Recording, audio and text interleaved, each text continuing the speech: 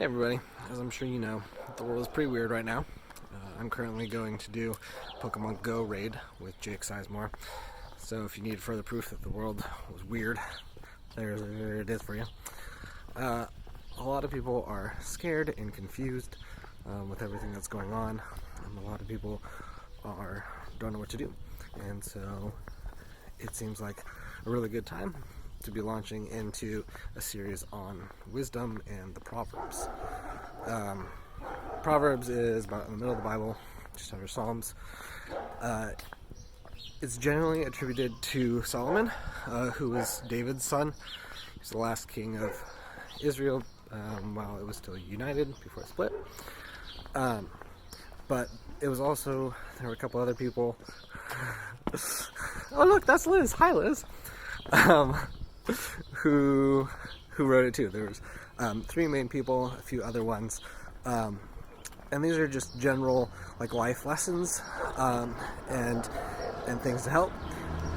It's unique in terms of scripture because it's not necessarily like spiritual as much as it is just life information and things to help you with life.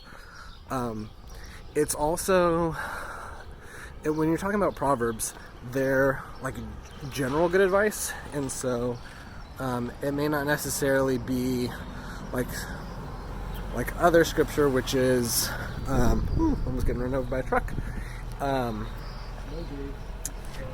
Sorry, threw me off. It's general advice, right? And so a lot of times people will take a proverb and say, oh, well, see, Proverb says this. Well, it requires a little bit more interpretation and application, I think, than some other scripture that's just like, hey, here's this, here it is, and that's it. It is a generality. And so take that for what it is. I also really like Proverbs because there are 30 chapters. So when people say that they want to read their Bible more, what should they start with? I often suggest Proverbs because there's 30 of them. And so it's a good thing to do in a month. It's really easy to track. Like each day you read one chapter. And they're little bite-sized things. Every verse or two is usually a proverb. And they're general and life stuff, and so it's pretty easy to apply. Yeah, I'm at my raid. I'll be right back though.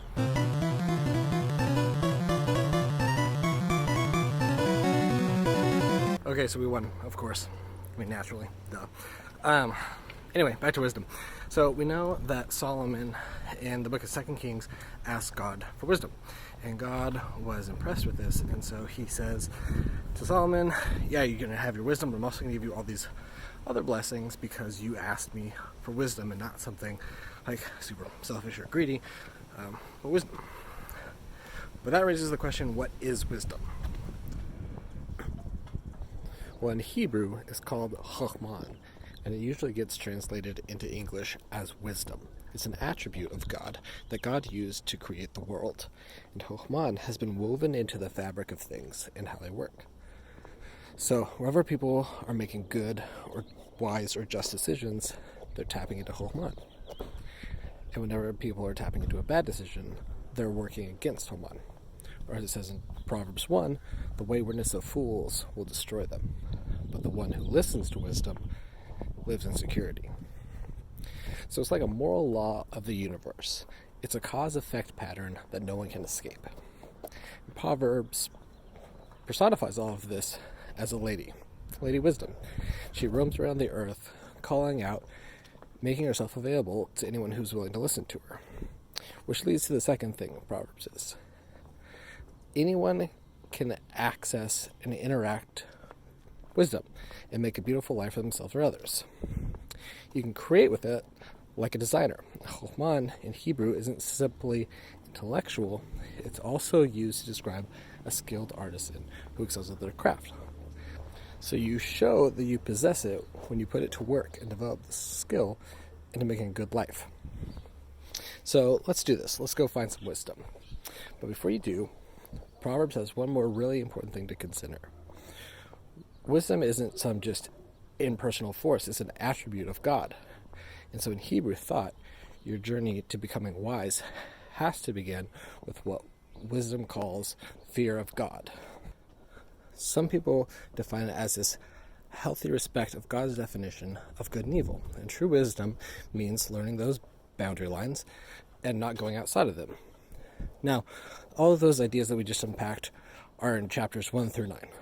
But generally, when people think about Proverbs, they think about the Proverbs themselves. Now, those are what you find in chapters 10 on to the end of the book. It's a collection of hundreds and hundreds of Proverbs talking about all sorts of aspects of life. And wisdom gets applied to them, resulting in this wide guidance, helping you find a path toward success. So if you design your life with these sayings, life's going to work out. Whereas Proverbs says it'll give health to your bones, a long rich life, which is a big claim. But you can see it's often the case. Wise people tend to do better. Things tend to work out well for them. So that is the promise and the wisdom of the book of Proverbs. Okay, now obviously that's a little oversimplified of an understanding of how the world works. We all know that sometimes bad things happen to wise people or to good people. The books of Ecclesiastes and Job go into that a little bit more. As I'm sure you all remember, in the book of Job, there's this guy who follows God. Satan goes to God and says, hey, he only follows you because you give him all this good stuff. And God says, okay, fine. So Job loses all of this great stuff, palm tree, and he still follows God. So obviously it's a little bit more in depth than that, but if you live with wisdom, your life is going to be better than if you don't, obviously. So let's read Proverbs 1 and kind of delve into how this all starts. These are the Proverbs of King Solomon of Israel, the son of David. Proverbs will teach you wisdom and self-control, and how to understand sayings with deep meanings. You will learn what is right and honest and fair. From these, an ordinary person can learn to be smart, and young people can gain knowledge and good sense. If you are already wise, you will become even wiser. And if you are smart, you will learn to understand proverbs and sayings, as well as words of wisdom and all kinds of riddles. Respect and obey the Lord. This is the beginning of knowledge. Only a fool rejects wisdom and good advice. My child, obey the teachings of your parents, and wear their teachings as you would a lovely hat or a pretty necklace. Don't be tempted by sinners, or listen when they say, Come on, let's gang up and kill somebody just for the fun of it. They're well and healthy now, but we'll finish them off once and for all. We'll take their valuables and fill our homes with stolen goods. If you join our gang, you'll get your share. Don't follow anyone like that or do what they do. They are in a big hurry to commit some crime, perhaps even murder. They are like a bird that sees the bait but ignores the trap. They gang up to murder someone, but they are the victims. The wealth you get from crime robs you of your life. Wisdom shouts in the streets wherever crowds gather. She shouts in the marketplaces and near the city gates as she says to the people, How much longer will you enjoy being stupid fools? Won't you ever stop sneering and laughing at knowledge? Listen as I correct you and tell you what I think. You completely ignored me and refused to listen. You rejected my advice and paid no attention when I warned you. So when you are struck by some terrible disaster, or when trouble and distress surround you like a whirlwind, I will laugh and make fun. You will ask for my help, but I won't listen. You will search, but you won't find me. No, you would not learn, and you refused to respect the Lord. You rejected my advice and paid no attention when I warned you. Now you will eat the fruit of what you have done, until you are stuffed full with your own schemes. Sin and self-satisfaction bring destruction and death to stupid fools. But if you listen to me, you will be safe and secure without fear of disaster. So that's Proverbs 1, kind of lays out the concept of wisdom. There's the section where the father is talking to his son and kind of explaining wisdom and some general life knowledge, and then the section at the end where wisdom is personified as a woman, and that metaphor will come up a couple more times throughout the book of Proverbs. But that's generally the gist of it. Proverbs is all about wisdom. and there's a few different sections of it, but yeah, we talk about that more in small groups. So anyway, Proverbs. Have fun.